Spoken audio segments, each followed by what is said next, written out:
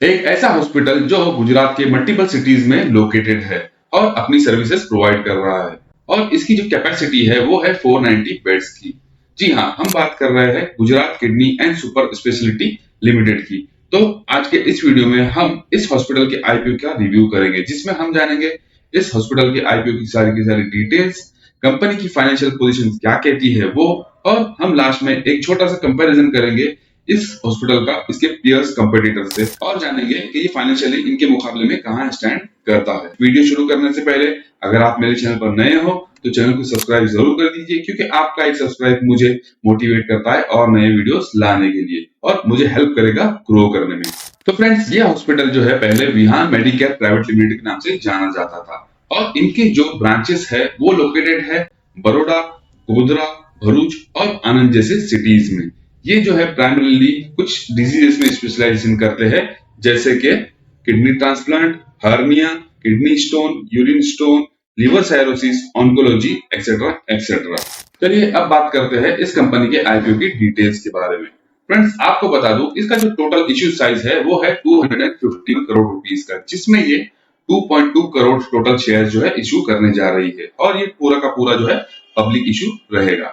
बात करें price band की, तो इसका जो प्राइस बैंड रखा गया है वो है 108 से लेकर तो 114 और एक लॉट में आपको मिलेंगे 128 शेयर। अगर आप रिटेल इन्वेस्टर हो तो आपको मिनिमम 1 और मैक्सिमम 13 लॉट्स के लिए अप्लाई कर सकते हो, और अगर आप हाई नेटवर्थ इंडिविजुअल हो तो आप मिनिमम 14 और मैक्सिमम 16 लॉट्स के लिए अप्लाई कर सकते हो।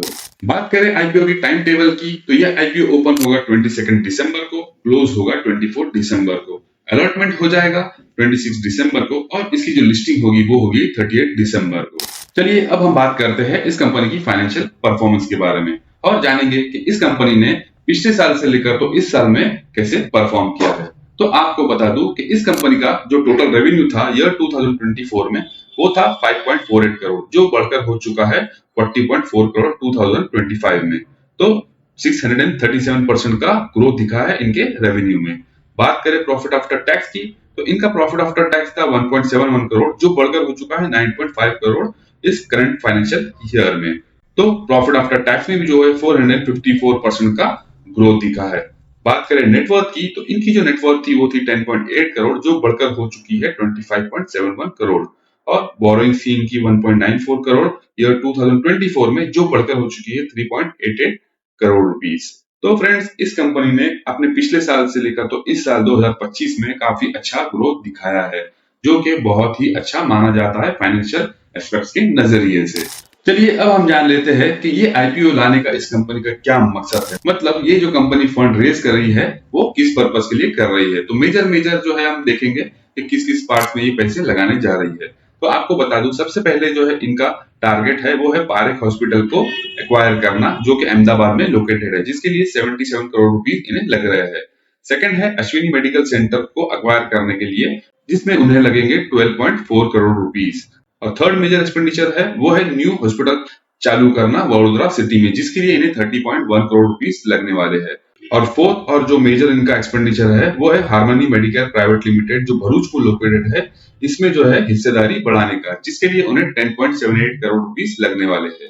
तो फ्रेंड्स, ये थी इस कंपनी की आईपीओ की सारी डिटेल, फाइनेंशियल परफॉर्मेंस की डिटेल और क्या है इस कंपनी के आईपीओ लाने का ऑब्जेक्ट। अब हम देखेंगे इस कंपनी का कंपैरिजन इनके कंपटीटर्स से और जानेंगे ये फाइनेंशियली इसके कंपटीटर्स के मुकाबले में कहां स्टैंड करती है। तो इस कंपनी का जो कंपटीटर्स है वो है यथार्थ hospital, GPT health care, KMC speciality. तो अगर हम देखेंगे ईपीएस के मुकाबले में, तो यथार्थ का ईपीएस है 14.72, जीपीटी का है 6.08 और केएमसी का है 1.31 और गुजरात किडनी का है 1.85। तो ईपीएस के मुकाबले में ये अपने कंपटीटर से काफी पीछे है। बात करें पी रेशियो का कंपैरिजन में, तो यथार्थ का पी रेशियो है 55.84, जीपीटी का है 24.51 और केएमसी का है 52.60 और गुजरात किडनी का है 61.62। तो पी के मुकाबले में भी अगर हम देखेंगे तो इसका जो पी है वो सबसे ज्यादा है, मतलब इसका जो वैल्यूएशन है इनके कंपटीटर्स के मुकाबले में थोड़ा हाई है। बात करें रिटर्न ऑन नेटवर्थ की, तो यथार्थ का है 8.14, जीपीटी का है 20.14, केएमसी का है 13.04 और गुजरात किडनी का है 36.61। तो रिटर्न ऑन नेटवर्थ की बात करें तो ये अपने कंपटीटर्स के मुकाबले में अच्छा खासा रिटर्न्स दे रहा है अपने नेटवर्थ के ऊपर। ये कंपनी जो है अपने कंपटीटर्स के मुकाबले में अर्निंग पर शेयर और पी रेशियो में पिछड़ रहा है, बट रिटर्न ऑन नेटवर्थ के मुकाबले में ये उनसे थोड़ा आगे नजर आ रहा है। ये थी इस कंपनी की कंपैरिजन इनके कंपटीटर्स से।